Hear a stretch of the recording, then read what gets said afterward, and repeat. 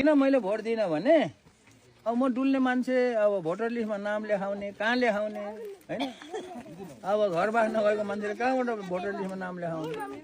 अब पुरानो नागरिकता उहिले बनाएको नागरिकता छ एउटा अब त्यति हो राष्ट्रिय परिचय पत्र पनि बनाएको थिइनँ भोटर लिस्टमा नाम पनि लेखाएको थिइनँ है अब भोट दिने नि कहाँ जाने